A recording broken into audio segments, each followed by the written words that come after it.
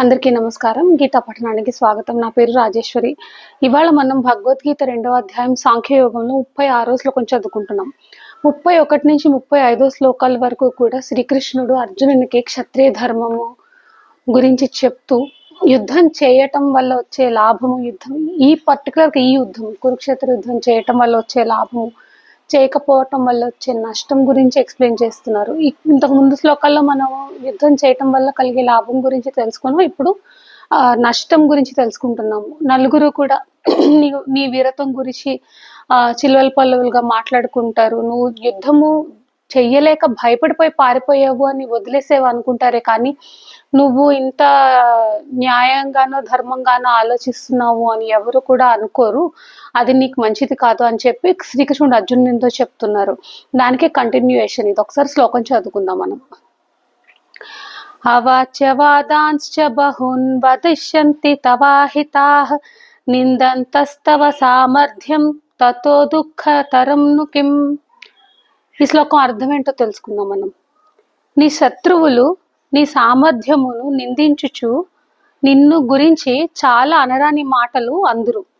అంతకంటే విచారకరమైన విషయం ఏముంటుంది అని శ్రీకృష్ణుడు అర్జునుని అడుగుతున్నాడు అన్నమాట.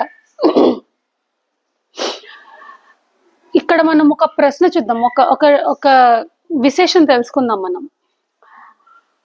లోకులెల్లరూను నిన్ను నిందింతురని 34వ శ్లోకంలో భగవానుడు ఆల్రెడీ పేర్కొని ఉన్నారు. మరలా ఇచట నీ శత్రువులు నీ సామర్థ్యమును నిందించుచు పెక్కు అనరాని మాటలు అందురు అని పలుకుటలో ప్రత్యేకత ఏమిటి? ఆల్రెడీ చెప్పారు కదా ఇంతకు ముందు శ్లోకంలో, మళ్ళీ ఇప్పుడు ఎందుకు రిపీట్ చేస్తున్నారు ఈ పర్టికులర్ పాయింట్ ని అనేది తెలుసుకుందాం మనం.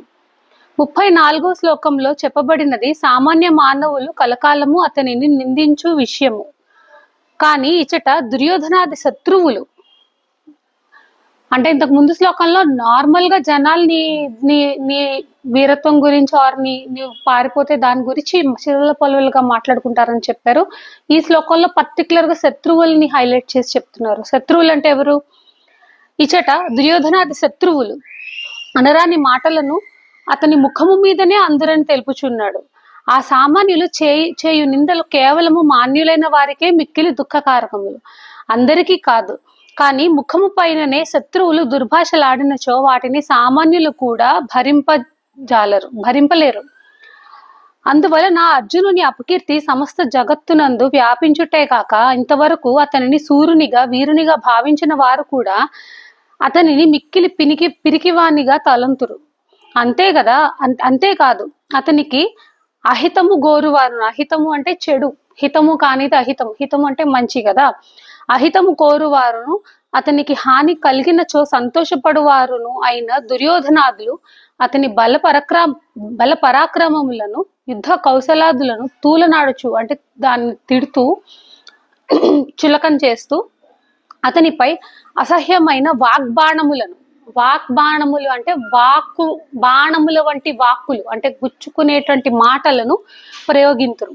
అంతేకాదు వారు అర్జునుడు ఎన్నడూను వీరుడే కాదు అని గొంతులు చించుకొని నిందింతురు. పైగా అతని గాంధీవమును పౌరుషమును కూడా కించపరచుదురు. ఇక్కడ శత్రువు గురించి చెప్తున్నారన్నమాట పర్టికులర్ గా. నమస్కారం.